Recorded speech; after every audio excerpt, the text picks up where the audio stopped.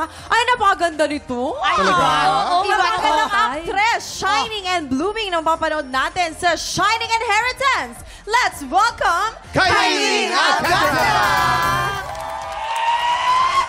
Kylene! Welcome to TikTok Clock. And of course, congratulations sa Shining Inheritance. Magsisimula na next week, September 9.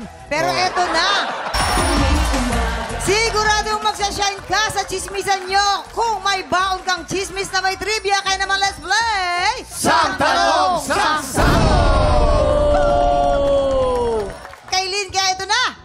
Excited kaming lahat sa Shining Inheritance. Kaya ma-invite mo na ang ating mga tiktropa. Go! Tiktropa, sana panoorin niyo po ang Shining Inheritance. Napakaganda po ng aming storya. Kasama ko po dyan si Miss Connie Reyes, ang nag-iisang Connie Reyes. Yeah. Kate Valdez, Michael Sager, Aubrey Miles, Paul Salas, Wendell Ramos, Miss Glidel Mercado, marami pang iba. Ay, powerhouse naman pala Sino yan. po?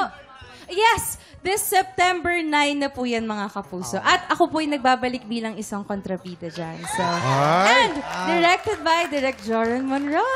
Hi, Direk Joran! Ito na! Umpisahan na natin to. Kylene, magpapasabog ka na ba? Magpapasabog na! Galingan mo para hindi masayang ang makeup mong maganda. Okay? O, ito na ang kanyang unang sang tanong! Sang Sabog! Ayon, di umano. Oh. Di umano. Kay Roxy Smith, anong parte ng katawan niya ang madalas tubuan ng makapal na buhok? A, noo. Ay, naku, sana all Jason. B, hinlalaki sa paa. Noo. Noo talaga. Noo yan. Oo. Yun nga yung kinakaingit ni Kuya Jason. Yeah. Diba, Mama? Coming from you na rin talaga, sana all. Yun yung wala si Kuya Jason. Oo. Yun yung palaging pang-aasar ni Roxy dyan kay kay Kuya Jason. Oo. Kasi yung pagtubo ng niya, ng buhok niya talaga, simula kilay dito hanggang sa kanyang anit. talaga. Ay, Oo, baka ganon. Nag-extend talaga pag ganun. Si Roxy papuntang south. Ito si Kuya Jason pa north. Okay. Noo na. Alam pa. Alam nyo, pinag-aralan sa UP yan. Meron siya na-discover na scientific discovery. Na yung buhok dito sa hinlalaki, konektado sa pilikpata. Talaga? Oo! Kasi pag hinihila mo, napapapikit ka.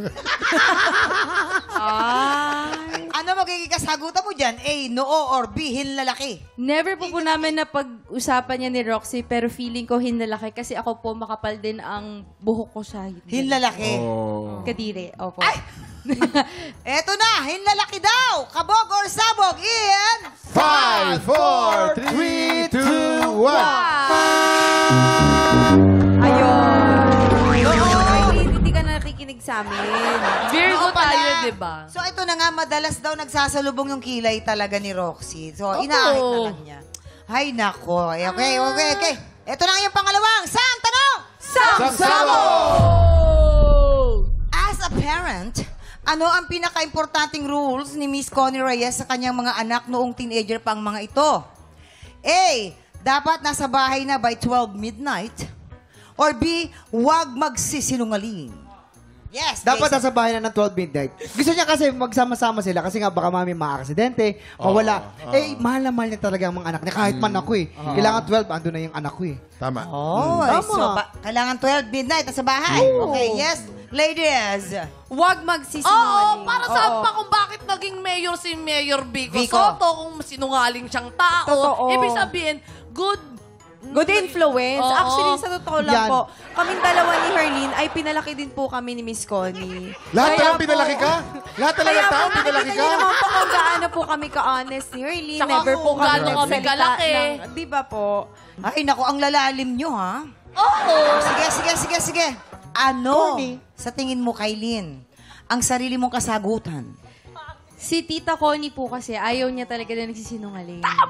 Yes, kahit sino naman, of course. Pero yung gut feel ko parang, Siyempre. hindi ko alam. Walang magulang ang nangarap para magsinungaling ang anak.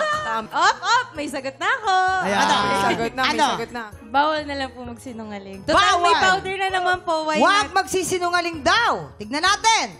Kabog or sabog in 5, 4, 3, 2, 1.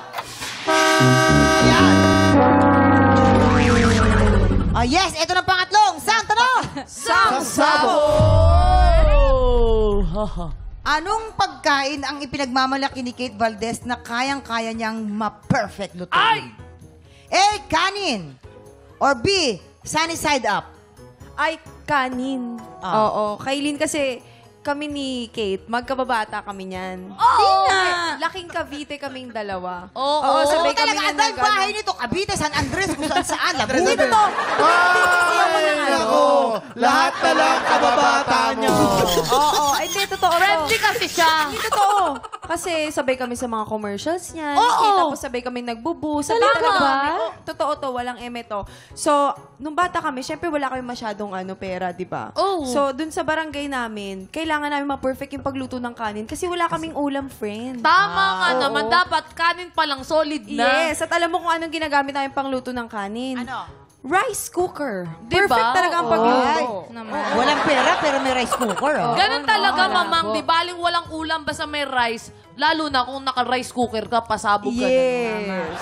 Yes, Kuya Kate. Alam mo, Jason, Ano yan, Kuya? yung si Kate, kababata ko yan. Talaga po ba? Sabay kami pumupunta sa mga commercials niya. Ayun naman, kasama na talaga ni Kuya Oo. Kalun sa kababata na yun Mahilig yan eh. sa mga egg. At yung egg, niluluto namin sa egg cooker. Siyempre, yung egg cooker doon niluluto. Siyempre, kababata na yun, di ba, Arlene? Okay na, so narinig mo na, Kailin. Egg cooker. Kanin or sunny side up? Sunny side up na lang po. Sunny side up! Kabog or sabog in? 5, 4, 3, 2, 1.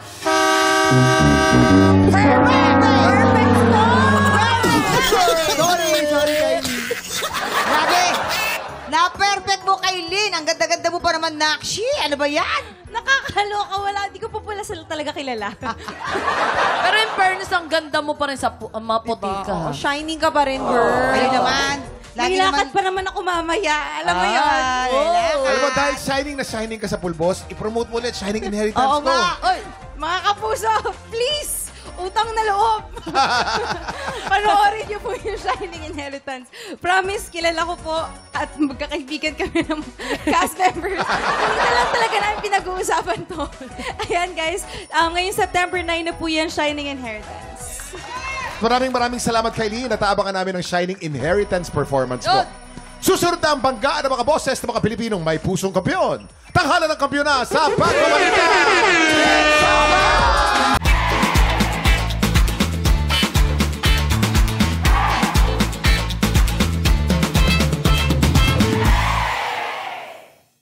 Tik Tropa! Pinanood mo hanggang sa dulo itong video na to? Very good ka!